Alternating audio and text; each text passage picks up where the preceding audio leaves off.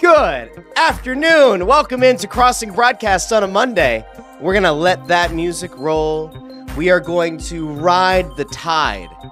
We are enjoying a beautiful Monday where three great things happened in Philadelphia sports. The Eagles won, the Sixers won, and the Flyers tank won by losing in regulation on Sunday, although they did kind of put together a decent enough performance, sort of, halfway through, or no, in the third period on Saturday. But we have a lot to get into today. I want to thank everybody who's joining on YouTube, on Facebook, on X. Remember, if you're watching on X and you want to participate with the show, you have to click on the video first, go into old Periscope mode, and if you comment there, we can pull it up on the screen. If you don't do it that way and you reply to the show, you are simply tweeting at yourself. You're tweeting into the ether. We can't pull it up on the screen. Craig certainly will not go out of his way to figure out a way to put it on the screen. Now, I can tell you we are late today for a few reasons. One, I actually had an important call that I had to do, and that went right up until 12. Craig and I had to get together here. He's trying to negotiate for more money right now. Apparently, $850 isn't enough for him, so that's not great. It looks like either Craig is now running the board, or perhaps maybe Kincaid. I love this this nonsense take that between this and the Russ Joy Show, which you can find every Tuesday and Friday morning, and this is for Craig now, every Tuesday and Friday morning at 8:30 a.m. over on the Russ Joy Show YouTube channel and wherever you get your podcasts. They are of this belief that I'm trying to get on the radio, which is not true because I have way too much shit going on as is. I don't know how I would do radio on top of that. Now, am I better in theory, potentially, than some of the people who do shifts at non-opportune times? I don't know. People can decide that, and they can go and they can tweet at those at the stations. They could send an email. I don't know who do you even email anymore at Greater Media Philadelphia or Beasley or whatever. Joe Bell's gone. He didn't really pay attention to anything anyway. He would listen to our shows. We're not relitigating that. It's just weird. He would always send feedback to Anthony, but then wouldn't answer his emails. Doesn't matter. We are in the midst of a really strange Monday, and I said to Craig before the show, it was a weird weekend because for me it didn't feel like a weekend. There were two Flyers games, which meant I was down doing the Press Row show on Saturday afternoon and then Sunday night. And I don't feel like at any point my brain turned off of doing any kind of work or content or whatever. So it's been a strange weekend. And mixed in there, we had the Sixers picking up a nice win, although kind of almost blew it and went to overtime. But Tyrese Maxey sort of broke out after having some early season struggles. He's now attempted, by the way, more field goals through the first few games of the season than any other 76er in history, which is a staggering number, especially considering that Allen Iverson once played here. That's an interesting note, but Sixers get a nice win. I've actually been oddly encouraged by some of the Sixers play without Paul George and without Joel Embiid, which we'll get to later on in the show. We can talk Flyers a little bit later on. Some intriguing things going on over there. Do we have a goalie controversy? I would say no. Do we have some interesting things happening with the goalies right now? Yes. There are some interesting things happening there, but I think we kind of have to start with the Eagles. And I got a text from a couple of friends of mine this morning. Yes, believe it or not, I not only have one friend, I have at least two. And if that group chat is to be believed, three. And I would never say that Craig is my friend because I don't want to assume that until he tells me that we might be friends. He just sent me a heart, though, so I guess that means we're friends. Or lovers. We're definitely not lovers, so we must be friends. I had a couple of friends who texted me this morning, and they're like, they have jobs that they have to go and actually get in the car and drive to. I'm fortunate that I don't. But they're like, I tried listening to both morning shows today, and they're like, the Eagles just kind of curb stomped Cincinnati. Sure, they didn't score a point in the first quarter again, but they really turned it on. Defense looked great. Offense starting to really kind of hit their stride. And both morning shows, at least when my buddies checked in, they were like, it's all negative. They're just picking things apart from the Eagles win. And I sat back and I went, look, I've been about as critical of the Eagles as anybody has been. I've certainly been as critical of Nick Sirianni as anybody's been. And I will once again point out, I don't think Nick Sirianni's an NFL head coach. And I don't think that, ultimately he's a very good head coach. And I still think that my thing that I said a few weeks ago stands, which is if the Eagles get healthy and they are able to win a bunch of games, it's probably in spite of the head coach, not because of him. But like, I'm happy to shout out things when I see positives. I said last week on the show, I thought the moment that he shared with Saquon Barkley on the sideline, when Barkley was about to, like, he was within 13 or 14 yards of his career high, and Sirianni says, like, I really want you to get this. I really do want you to go after this if you want to. And they had a good moment, like a good human moment. I'm like, all right, well, like, there you go. On like a human level, there's at least some respect for the head coach. But again, like, I think that when you go up against legitimate teams with legitimate head coaches, I think Nick Sirianni is going to get coached under the table. That's just me. Maybe I'm nuts. I'm not, but maybe. Now, I think that what we saw from the Eagles was a really encouraging performance, and I think it was encouraging on both sides of the ball. Are we going to throw special teams in there? I don't know, maybe. But I definitely think that on the defensive side of the ball, we once again saw a defense that's starting to gel together, that's starting to figure out, and had multiple turnovers in the game. There was that beautiful moment where it was Rodgers tips the ball into the hands of CJGJ, and the announcers don't even pick it up. Like, they have no idea what's going on in the moment. They don't realize that it was an interception. They just thought that the play was dead. That was a cool moment. We saw Cooper DeJean kind of be a ball hawk again. We saw him make some legitimate plays again. We've already been encouraged this season by Quinyon Mitchell. Like, there are good things. And there's the play late in the game where the ball gets punched out, and we're like all excited again. Like, the defense, to me, when we look at it from a week-to-week perspective, I know Vic Fangio is captain like bend, don't break. They had a rough-ish performance in week 1 in Brazil where they gave up 29 points to the Packers. Fine. Neutral site game. You didn't play your starters in the preseason. We knew that there were going to be kinks that had to get worked out. The field conditions were weird. Okay, can give that to you. You lose in week 2 to the Falcons where you give up 22 points at home, which I would argue that just based on what this offense is, you should have been able to win if you hold the opposition to 22 points. Fine. You went on the road to New Orleans, who were humming along by that game. You held them to 12 points on the road. That's where it felt like this thing really started to ratchet up a bit. You allowed 33 to Tampa in a game that the team looked absolutely flabbergasted. And if you remember, if you go back to it, the Tampa game was especially problematic because that was the game where the offense could not get anything going, and they had multiple 3-and-outs, short fields. Tampa Bay's offense just remained on the field. The defense wore out. We kind of said, all right, that was unfortunate. But there were enough good signs on the defense at that point that you say, all right, maybe you can kind of write that week off. They held the Browns to 16 points. The Browns, who still had Deshaun Watson playing quarterback, they're kind of poo-poo, but you held them to 16 at home. You went to MetLife Stadium. You held the Giants, who also have a poo-poo quarterback, to just 3 points. And then yesterday, you're playing a Cincinnati Bengals team that, while they were under 500 entering that game, they historically have gotten off to very poor starts to the season, and then they get really hot, and they ride that wave of momentum into the playoffs. They were all over the place again yesterday. And so, like, I will start to say that while I might not want to put the Eagles as a top 5 defense in this league, I definitely think that we're starting to see significant signs of a really strong backbone of this team. Like, if you are looking for a positive to take away from Sunday, I think you could just as easily make a case for the defense as you could for the offense. I really do. And I think that the chaos that they were able to create again around Joe Burrow, the same way that they were able to create chaos around Daniel Jones, paid dividends. And like I mentioned before, and I've said this since the offseason, when you decided to go out and use high picks on Mitchell and DeJean, it's hard to rely on young defensive backs to be standout players as rookies. And I felt like the Eagles were kind of setting these guys up, not necessarily for failure, but it definitely felt like you're putting a lot of pressure on these guys to perform in a way that young defensive backs typically don't. And you know what? They've stepped up. They don't look like rookies. They really don't. Those two guys look like legitimate players. They look like seasoned vets. To me, that's not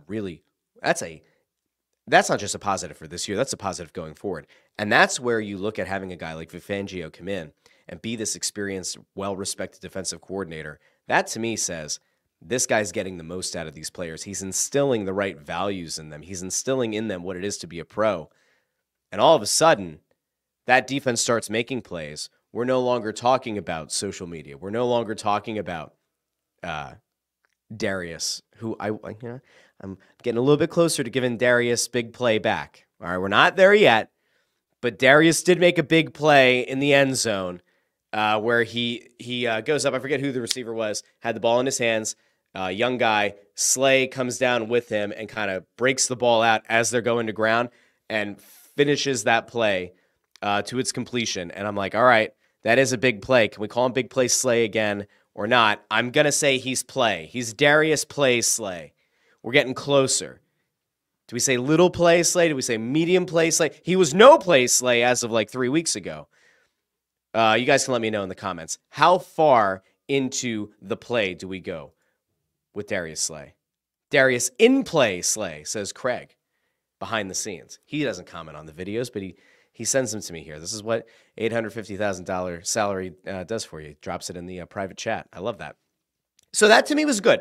And I was very, very happy with it. Joe Burrow remains a totally confounding player to me in this league. I know that nobody listens to the show for my thoughts from a macro view on the NFL. I think that there has been this very strange love fest with Joe Burrow for a very long time, and I don't think he's a bad quarterback at all, but I don't think he's an upper echelon quarterback.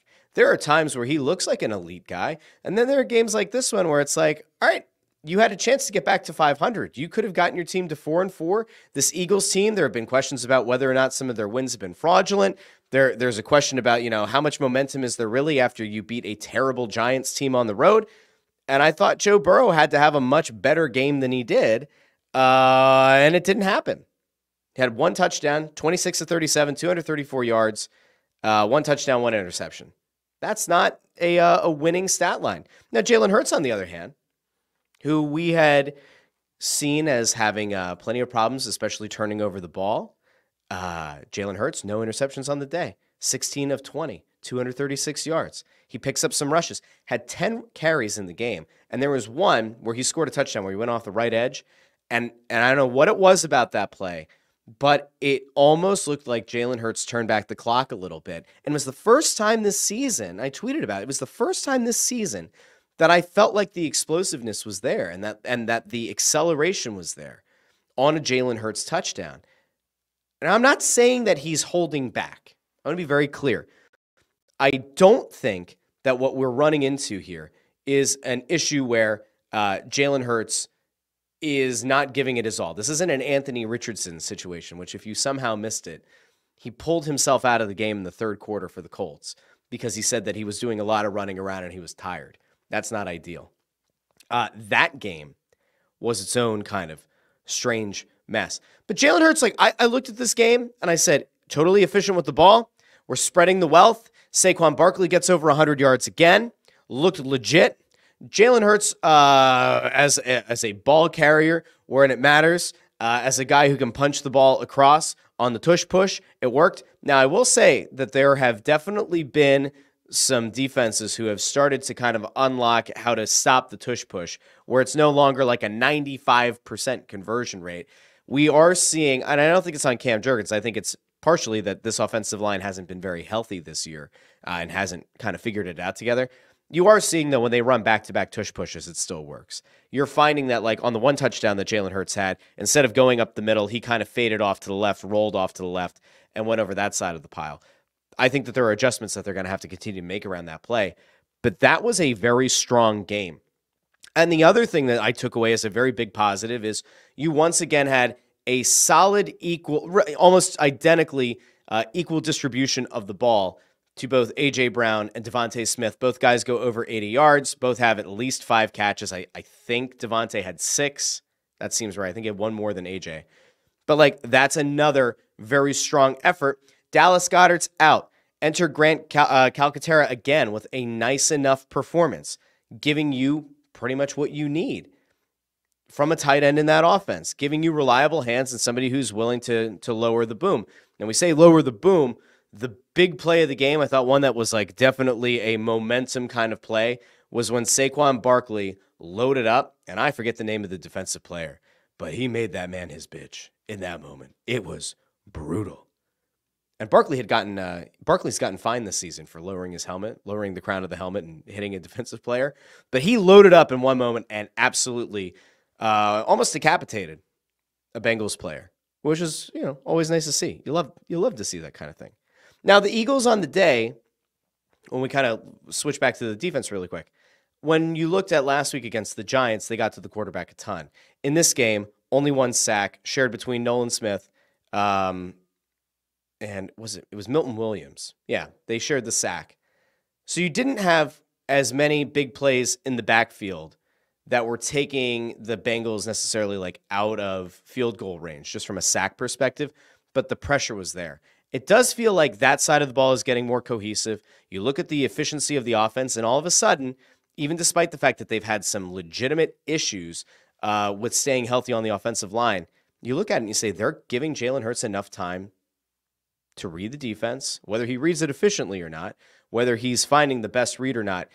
The beauty is in the eye of the beholder. You at least have to look at it and say they looked like a complete team. And I saw Ford. Ford and I, sometimes we agree, sometimes we disagree. But Ford said up here they looked legitimately good. Finally, this to me felt like a game that I do kind of agree. Ford, like I think that in all facets of the game, they did look legit. Let's see. Dark Cameron says, Joe Burrow, played much better than his stat line. That first half, our defense was playing well, and he did franchise quarterback plays to burn us. Defense just played great. Sure. We can make that excuse for him. That's fine. Sure. Joe Burrow's great. That's why he has a bunch of Super Bowls to his name. Oh, he doesn't. Okay. Well, he doesn't have weapons. He does. He's always had weapons. It's weird to me. The thing that I don't get about the Bengals is why they seem to struggle so much early in the season and why it's become a systemic issue, especially over the last few years, that they then have to turn it on. But this is not a Bengals podcast. This is not a Bengals YouTube show. This is, in fact, a Philadelphia sports show. Crossing Broadcast, a Philly sports show, no longer a Philly sports podcast. That was a Kinker thing. I got beef with Kinker about changing the subtitle of the show. Whenever the hell that happened. I think it was in the Kinker and Pagan era. Changed it from a podcast to a show. It's very hurtful. Very sad. Craig, were you part of that? Were you part of the strategic decision? He's doing one of these. He's got no answers. Craig. Maybe if we paid Craig $900,000, he would have some actual thoughts and some things to throw out. Oh, he's giving the thumbs up. So $900K. Okay. Now, I don't know if there's anything else that was really worth breaking down out of the Eagles game. I'm certainly not going to wake up here and be negative about the Eagles. Do I think that the Eagles are in good position here over the next few weeks to put themselves in a good enough spot within the NFC East that you're going to at least remain in contention at the top of the division? I do. I think the Cowboys continue to prove to you that they are fraudulent, and I think that the Cowboys are going to have a very rough second half of the season. The Cowboys don't look like a legitimate team in any way, shape, or form. But the team that does look legit, the team that has a young quarterback who happens to be working with a former quarterbacks coach and offensive coordinator from the Philadelphia Eagles, Jaden Daniels looked incredible. And the play that we can't show you here, obviously, from the telecast at least, was the Hail Mary that Jaden Daniels throws against Chicago, where I think it was like 7 or 8 seconds from the time that the ball was snapped until he launched it from his own 35. But that ball goes the entire length of the field and lands right at the goal line. And we watched it as it unfolded on TV, and it was a really great play. But the beauty of it was, it wasn't a straight up Hail Mary that a guy pulls down. It's a deflected ball that then lands in the receiver's hands. And Craig, do we have the video on that post over on crossingbroad.com from behind? Yeah, let's pull this up. I don't think we need the audio for it, but let's go full screen with that. Hit the play and then hit the full screen. So you can see down at the bottom, Tyreek, I forget his last name, bottom left, number 29. The ball gets snapped and he is taunting the fans. And then as the play starts to unfold, you can see the ball snapped. He's egging on the crowd in the bottom left of this shot. then starts to come across as the receivers come downfield. You see Jaden Daniels way there at the top of the screen, going side to side, loading. Now he lets it go. And look who comes in from the left. There he is, number 29. The ball hits his hand. The deflection comes off of his hand and into the hands of the Commanders receiver, which is like this beautiful karmic moment. And if you were looking for a reason to have like one of the ultimate Price is Right fail horn moments, it's this one. Boom, boom, boom, boom. Wow. Jaden Daniels, it's a great play. It's a hell of an arm. That is a cannon of an arm. From his own 35 down to the goal line. It's a beautiful moment. Ford is also wrong. Ford is trying to tell me that karmic isn't a word. It's a word. It's a word. It's in the dictionary. Relating to or characteristic of karma. You are fake news, Ford. You're fake news. We're so close to the election. We're so close. To me, like I finally get to like put the Trump voice away. I get to put the Kamala voice away. I'm very excited to be almost done with the election. I'm done with the ads. I'm ready to be done. Craig, who are you going to vote for? Craig, do you want to? Oh, Craig doesn't. Oh, Craig brought up karmic, though. It is, in fact, a word. So today's word of the day is karmic. Karmic. Okay. Good. Now, the Commanders are 6-2. They sit on top of the division. Your Eagles are pretty much on pace at 5-2. We could have like the really weird, somewhat incendiary, clickbaity conversation here of how many Eagles fans would rather have Jaden Daniels on the team than Jalen Hurts. But we're not doing that today because that's a stupid conversation. It's a stupid point. You're allowed to sit back and say they are two very different players who are both leading their teams to enough wins to remain relevant in not only the NFC East, but in the entire NFC, which is a very strange, at this point, a very strange conference, because it is entirely possible that the team with the best record will come out of the NFC East. Obviously, Detroit is still going to be in the mix in the NFC. They're 6-1 right now. The Falcons look pretty good in the NFC South. This is anybody's ball game, except for the Cowboys. They don't get to play. The Cowboys are still a dog shit team. They're only one game up on the absolutely woeful, dreadful New York Giants. So if you're looking for positives, Eagles defense looks like a cohesive unit. The young guys are stepping up in a big way. They might not have gotten to the quarterback as much this week, but they were still forcing plenty of pressure. They were still forcing a lot of quick decisions on the part of Joe Burrow. Oh, and by the way, they were able to generate some turnovers. That to me is a positive. The offense, despite having some injuries on the line, continues to operate at a significant enough clip. Saquon Barkley looked really strong. A.J. Brown, Devontae Smith looked good. Calcaterra looked good. Jalen Hurts wasn't a turnover machine, played an efficient game. I think we can leave the Eagles there. I think we're okay. Legitimately. I don't know. We also have, so Ford is over here saying that he copied me on a tweet and said, don't pretend you didn't see it. I don't know what the tweet is, though, Ford. I'm not exactly sure what that is. I feel like it's a lot of Ford in the comments today.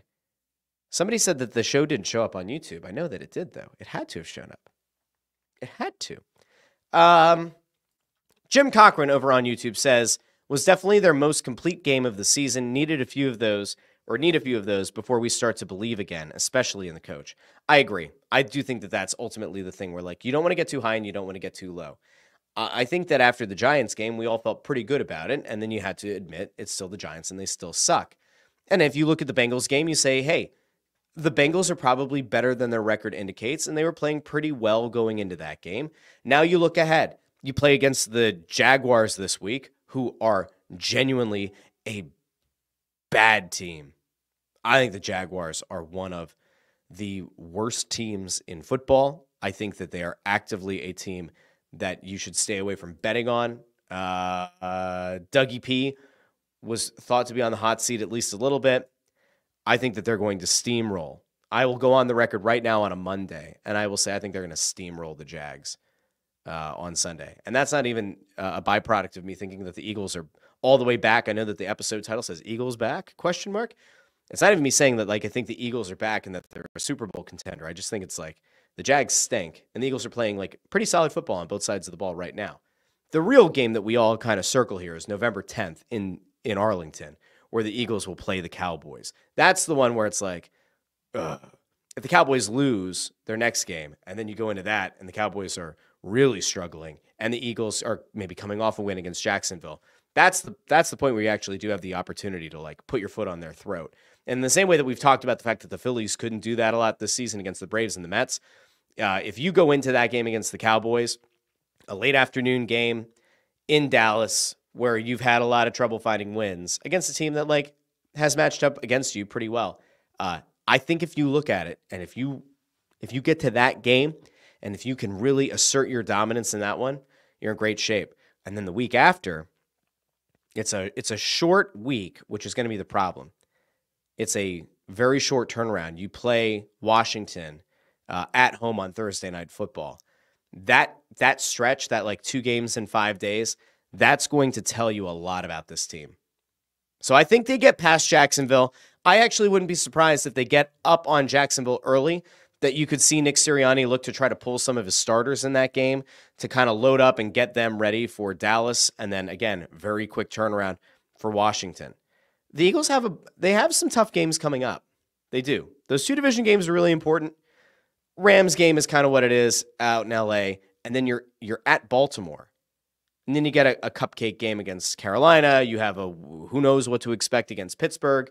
Then you're back at Washington, home against Dallas, home against the Giants. It's weird. I don't know how you guys feel out there, but like the idea that the Eagles are already 7 games into the season feels insane to me. I can't believe that we're this far into it already. And then you look ahead and you're like, oh, it really is a lot of divisional games. And it's going to be some games that could end up being potential playoff matchups. Like, is there a scenario where the Eagles could end up playing against the Commanders in the postseason? Yes. Is there a chance that the Eagles could meet the Ravens in the Super Bowl? Sure. If nothing else, like we're going to have some entertaining games here. Hopefully it's the good kind of entertaining. Hopefully it's the talent rises, the cream rises to the top. That's what we need. All right, I want to get off the Eagles because there were other teams that were in action this week. Some were good, some weren't. Oh, there you go. Ford over on Twitter said, well, when they look good, we got to say it. They looked good, Russell. And then tagged. I don't know what I was supposed to do with that. Was I supposed to like quote tweet that? What am I supposed to do with that? They looked good. I came on the show today and I said they look good. There's only so much I can do. Joe Papel thinks that it's the Ford and Russ show. All right, well, then we might have to put Ford in timeout. We really might have to put Ford in timeout. That's not good. Not good. Mm-mm. All right, let's go to the Sixers for a second because the Sixers were actually, how do I put this? The Sixers went into Indiana. They handed the Pacers their second loss of the season. In doing so, the Sixers won their first game of the year. Now, I think that we definitely talked on Friday on the Russ Joy Show. And did we do a show on last Thursday, Craig? Craig, did we do this last Thursday? We didn't? No? All right, so on my show, like I kind of recapped that I thought that even though the Sixers lost the opener to the Bucks, I still thought that it was a good enough performance. Losing to the Raptors hurt. That did actually kind of actively suck. I wasn't thrilled with it. The performance against the Pacers was fine. Maxey, again, really turned it on late in the game. Just went absolutely bonkers for 45 points in the game. A strong performance over time. Played 48 minutes. Maxey looked great. Here's the thing. There is a part of me that looks at the supporting cast, the non-Paul George, non-Joel Embiid players, and for the first time in a very long time, I'm looking at a Sixers team where I'm saying, oh, the guys on the roster actually have defined roles. Like, this is weird. It's not an oddly top-heavy team in the way that, like, this team has had imbalance before where they've had too many centers or the team has gone too far in the other direction. This group, for whatever reason, feels like everybody sort of knows what they're doing. Eric Gordon knows exactly what his role is. Kyle Lowry, who's not going to play a lot, I don't think, he knows exactly what his role is. Andre Drummond, as the best backup center in the entire NBA, who can step in a pinch and is going to probably start, 25, maybe 30 games this season, is an absolute beast on the boards. Had 17 rebounds against the Pacers. Absurd. Caleb Martin comes to town from Miami. If you go back to the offseason, there was the thought out there that Miami might have offered even more money to Caleb Martin, but he chose to leave the quote-unquote Heat culture to come here. Caleb Martin gives you another edge. Had a double-double, 17 points, 12 rebounds. And you look at him and you say, all right, he has a clearly defined role. We know what Kelly Oubre can do. We know that when needed, Kelly Oubre can hit some shots from downtown. He can be a relatively dynamic wing for you. And like, I keep coming away from these games saying like, it's not quite the same way that the Knicks were last year, where I said like, hey, the reason that the Knicks could give so many teams problems is because they really did have clearly defined roles. And we absolutely know for a fact that the reason that the Knicks are so much better going into the playoffs last year and why they ended up having such a good series against the Sixers was because they knew who they were. Those players didn't try to go outside of their one or two responsibilities, whereas the Sixers were such a mess that no one did seem to know what they had to do. It felt like they always tried to, over force feed it to Joel Embiid. Tyrese Maxey had to try to make magic happen. And then you had godforsaken Tobias Harris on the team clunking away. By the way, Detroit fans are already out on Tobias Harris. Saw a thing going around on Twitter tracking all of his shots from the start of the season. He's looked absolutely dreadful. So that's not exactly the best situation right now in Detroit. There was a time where he played for Detroit, and the Pistons fans thought that, oh, this guy is actually pretty good. Maybe we should keep him. Maybe he's somebody that we should sort of build around. And now that he's come back to town on a big money contract, they're like, holy shit, was it always this bad? Sixers fans, of course, responded with, yes, very, very bad. The Sixers, they were right to be upset with Tobias Harris. Not a very good player. Let's go over to this. There we go. This is why I love having Craig. So this is over on Reddit for the subreddit about the Detroit Pistons. Tobias needs to come off the bench. Let's read this for the people in the podcast feed because they can't just read a screen that they don't have access to. Tobias Harris so far has averaged 10 points, 6 rebounds, 2 assists, with a field goal percentage of 33% and 21% from three on 4.7 3-point attempts per game. He's a minus 9.3 average per game, if you're into plus minus. He's been a momentum-killing, poor shooting, low IQ, subpar defender, an antithesis of the player we needed and thought we signed. As soon as, I don't know who that guy is. As soon as this guy comes back from the bench, or comes back, he needs to come off the bench.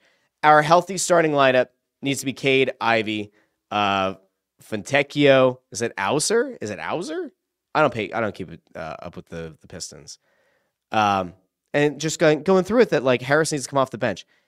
Beautiful moment watching this happen. In fairness, I have to imagine this is sort of like how Phillies fans felt when they would, or how Mets fans felt when they saw Phillies fans reacting to Taijuan Walker. It's like the film was there.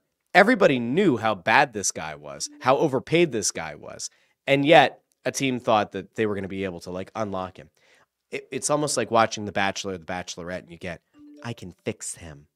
The Pistons kind of did the, I can fix him. You can't fix Tobias Harris. That man is broken. Speaking of broken men who have played for the Philadelphia 76ers, we can bring in Ben Simmons, because Ben Simmons got himself into quite the situation, into quite the kerfuffle over the weekend. Ben Simmons was leaving the court, I believe it was in Dallas. A fan called out to him and said, you're trash. Ben Simmons then turns around and confronts the fan, but doesn't come onto camera right away. He says something, the camera cuts, and then there's another Nets player who goes back to the fan. A fan rats on another fan, and then it leads to this thing. Apparently it was a kid. I don't think it was like an 8-year-old kid. It was probably like a 15-year-old kid. But that's the person who called out Ben Simmons and said that he's trash. And then it led to a bunch of the Nets players kind of coming around this spot where you like walk off the court and fans, I guess, are allowed in the bowels of the arena. Craig, we'll go to it. I see that you have it pulled up there. This was going around on TikTok. Here you go. Yeah, so the guy says you're trash. Ben calls the guy a kitty cat, but not a kitty cat. It's a word with a P. And it's not a silent P for kitty. So it's Dennis Schroeder's the one who comes back and starts to confront the fan. Then there's like this back and forth. The kid's dad starts to get involved. And then what you'll see here unfolding is the players and the fans. It starts to become this like much bigger thing. It becomes a much bigger issue. And it's not like there's no fists thrown. It's just a really stupid back and forth. Now, I don't know if that little kid there, if that like 12 or maybe 10-year-old looking kid's the one who said it, but sorry, it was the Magic. It wasn't the Mavericks. It was the Magic game. This whole thing happens because somebody tells Ben Simmons that he's trash. Now, the worst take I have ever had in the years that I have done Crossing Broadcast or any other show, it was a good take at the time, and it's something that like nobody could have seen coming. There was a time where I said, given where the NBA was headed, and given what Ben Simmons was supposed to be, I said if you were going to build around one of those guys going forward, Ben Simmons probably made more sense to build around than Joel Embiid. You could still make the case that if a healthy Ben Simmons had continued to progress and actually weren't afraid to shoot the ball, that like, yeah, Ben Simmons probably would have been a better guy to build around. But then he had this like big old-fashioned mental block. His game totally fell off the face of the earth, and he's no longer an effective player in any stretch of the imagination. The last few games, actually, let's go with regular season numbers. Ben Simmons this season in 24 minutes per game, 5 points, just under 6 rebounds, just under 6 assists, just under 1 steal, just under 1 block per game, shooting 50% from the field. There was a clip going around from the game that they played against the Bucks yesterday where Ben Simmons has a pretty clear lane to go right to the rim and try to put together a layup, a dunk, anything at the rim, and a defender closes out on him just enough where he might have gotten fouled and would have to go to the line. And then we almost had like the carbon copy of the play against the Hawks that everybody believes showed that he was a fundamentally broken player, where he's just like passing out of a potential layup. He's a broken player, and yet he's not a broke player because he did look really good in his early days with the Sixers and got a massive contract. He'll never get another contract like that again. But it is funny, when you go back to the offseason, once again, we saw the thing where his people were kind of putting out that he's actually going to have the best season of his career. He's never looked this good. It's the best he's ever looked since he was a Brooklyn Net. Players coming out and saying, you guys have no idea what you're in for this year. You have no idea what kind of a terror he's going to be. We're not going to be political here. Kincaid would have a coronary if we did. It was a gaslighting. I think we could say it was kind of like Nets players sort of gaslit their fan base by making them think that Ben Simmons was going to be great. I mean, you can draw a parallel here if you went. No, I'm not saying I would draw a parallel, but like you could draw a parallel here to like right before Joe Biden dropped out of the race. There were a lot of people saying, "Oh, he's very on it. He's like running circles around everybody behind closed doors."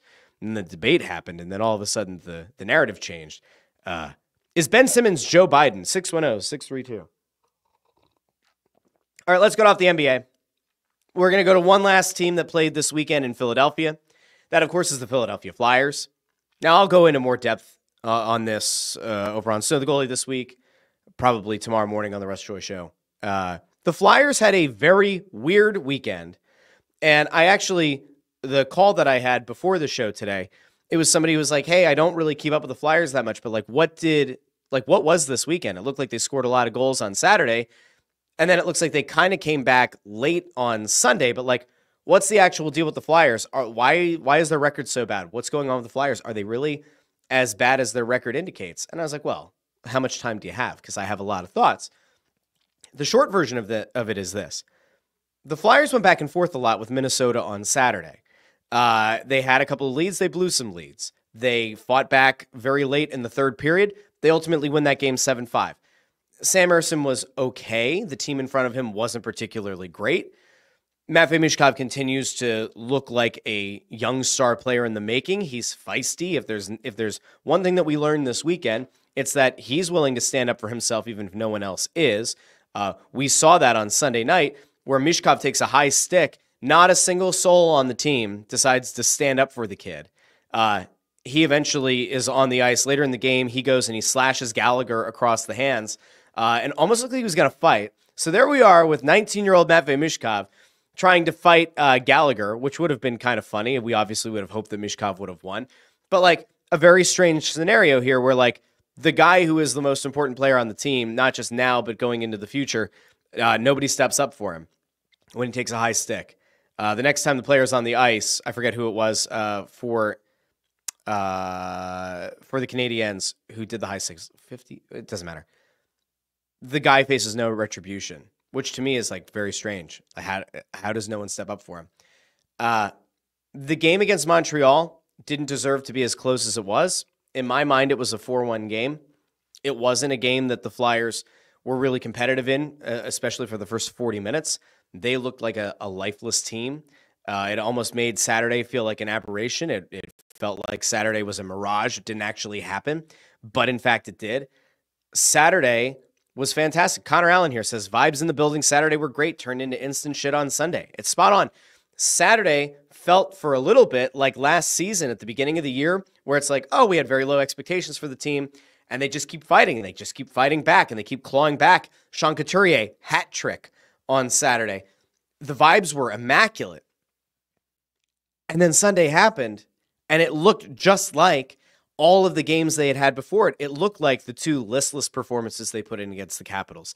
It looked like the team that got shut out by Vancouver. It looked like the team that lost in a game that looked closer in the final scoreline, but like they weren't really that competitive against Seattle. In Seattle in the, was that the fourth game of the season? Whatever it was. I think it was about the fourth game. This Flyers team is not good. They're not a talented team. They have a bunch of guys who are getting paid to be talented players and are getting paid to actually contribute in a meaningful way, and they're not. Owen Tippett looks lost. Travis Konechny looks okay. Morgan Frost right now doesn't look like a very good NHL player. Bobby Brink apparently is in the Chateau Bow Wow. Tyson Forster doesn't look very good. Cam York, who is having a really nice season to start the year, is now out for at least 2 weeks. They hope that it's only going to be 2 weeks. And in Flyers medical language, hoping that a guy's only going to be out for 2 weeks means he's probably going to miss like the next 3 years of his career. But if we're being realistic here, it's probably going to be like 3 or 4 weeks. I will never trust a timetable until a guy's back and like in the lineup for, let's say, 3 games. Then I feel like, okay, he's over the injury. Biggest concern from this weekend is Jamie Drysdale, who doesn't look like an NHL defenseman at even strength. Looks absolutely horrific. I don't even have a good comp for him. This isn't even like one of those times where I can do like a cross-sport comparison. I have no idea what to compare Jamie Drysdale. Like, for those who don't know and listen to this show or watch this show, and they're like, I'm going to pick up just a little bit of Flyers talk, even though I don't actively follow them. Like, if that's you, the Flyers last year were kind of held over a barrel because their best domestic player, their best U.S.-based player, Cutter Gauthier, didn't want to play here. A whole bunch of different reasons that have been speculated about, but Gauthier didn't want to play here, and the word was starting to potentially leak to other teams that he didn't want to play here. It affected the Flyers' leverage. They made a trade, and the centerpiece of that trade was Jamie Drysdale from Anaheim. Drysdale had some shoulder injuries, still a very young defenseman, viewed as a dynamic defenseman, viewed as a guy who could be the quarterback on the top power play unit. And even in limited games last year, looked every bit like that and also looked like a pretty competent player at even strength. Then he hurt his shoulder, missed the rest of the season, came into this season. We all expected him to be a top-paired defenseman who was going to be impactful, not only with the man advantage, but also at 5-on-5, has looked horrific.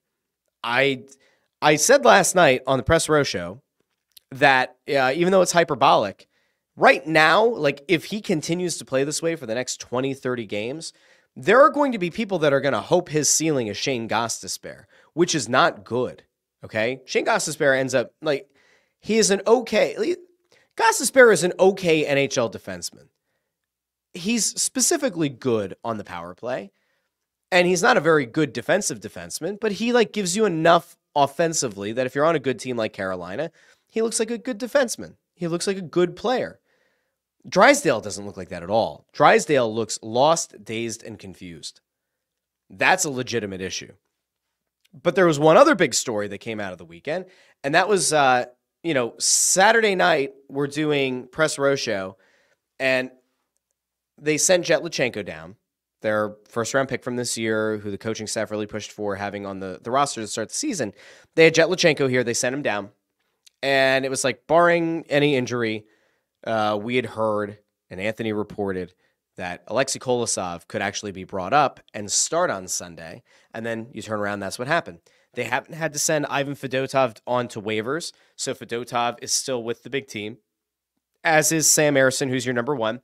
But Kolosov finally got a start. He actually got to start a game last night, and again, if you look at the final score line, you go, oh, shit, there's another goalie who gave up 4 goals. If you go back and watch those goals, only one of those 4 you can really say was on him. It's one that actually goes between his body and his arm. It's one that he has to tighten up on and make that save. But 3 of those goals are absolutely not his fault. He looked far more comfortable in net and far more like an NHL goalie than Ivan Fedotov has. Now, they might carry 3 goalies here for the foreseeable future. It's entirely possible that they'll look to carry 3 goalies from now through the next, 10 days. They have a few interesting games coming up. They're going to start having a bunch of games that are kind of over an abbreviated period of time. They've got Boston on Tuesday in Boston. They're home against the Blues on Thursday. Then they host the Bruins on Saturday. So you've got 2 Boston games coming up. That St. Louis game, they're spread out enough where, in theory, if you really were trying to go for wins, you could put Sam Ersson in net for 3 of them. I don't see that. Is it possible that each guy could get a start? I don't think that's probably going to happen either. I expect Ersson to start in Boston on Tuesday. I would then imagine that you could see Kolosov back in net on Thursday against the Blues. And then it becomes, what do you do on Saturday? I just don't see a scenario where they only let Ersson start one of the next 3 games. If there were a back-to-back in there, maybe. But it really feels like this is going to head the way of Ersson and Kolosov, and that they might try to sneak Fedotov back to the AHL on waivers. He's got a $3.5 or $3.25 million cap hit for the next 2 years. So if a team picks him up, you're really taking a flyer on a guy who, he's a massive human being, and there are teams in this league that need goalie help, but he hasn't shown anything between the end of last year or the start of this season to tell you that he looks like an NHL caliber goalie.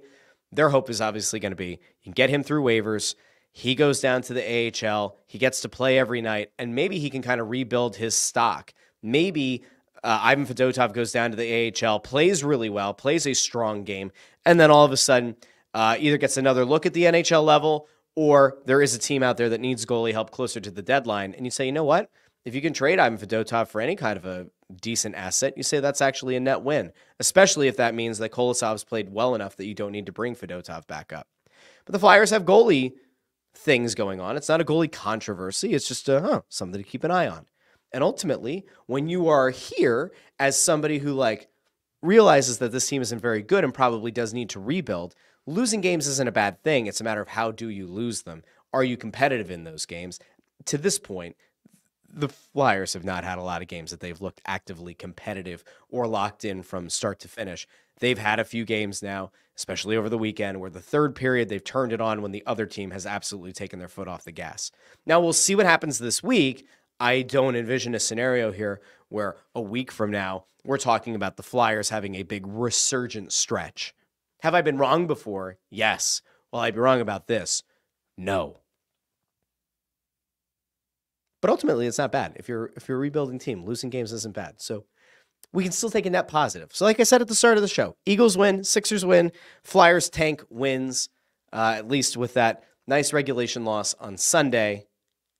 We will see how this looks going forward. Now, I will be back on Tuesday morning, 8:30 a.m. on the Russ Joy Show YouTube channel, and wherever you get your podcasts, go subscribe there.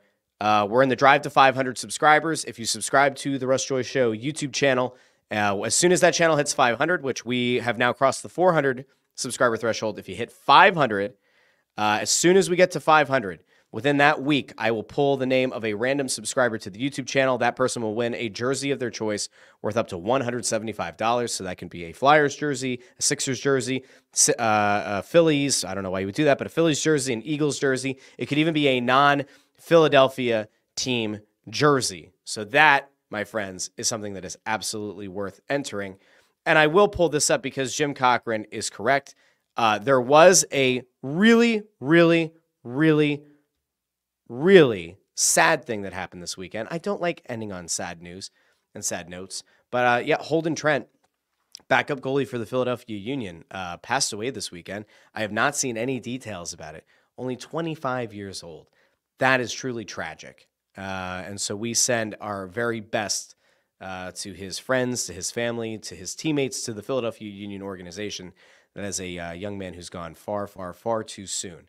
But Jim, thanks for bringing that up. I'm not even saying that sarcastically. I do mean thank you for bringing that up. I totally slipped my mind. So that is a really sad note to end on, but it is something that we absolutely should at least acknowledge here on the show. So I want to thank everybody who tuned in on YouTube, Facebook, and X. I want to thank Craig on the other side of the glass.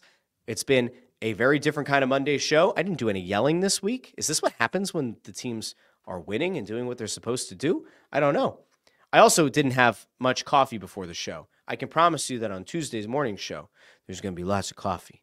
I'm going to have lots of coffee ready to go.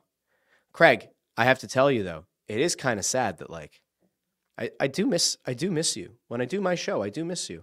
I miss having somebody who pulls things up in the background. I miss seeing you wear a hoodie like you are right now. I don't want to close my eyes.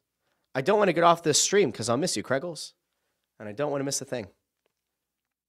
He just covered up his camera. I don't know what to make of that. So everybody have a great rest of your day. I hope you have a wonderful week out there. I might talk to you on Thursday with Kinker. If not, Kevin Kincaid will be in the lead chair on Thursday. So until then, this has been Crossing Broadcast. I'll talk to some of you, or many of you, or all of you, Tuesday on the Russ Joy Show. If not, Crossing Broadcast back on Thursday. Snow the Goalie sometime this week. Press Row Show. Go subscribe to everything. It helps all of us out, and it makes us all very, very warm and fuzzy. Have a great day, everybody.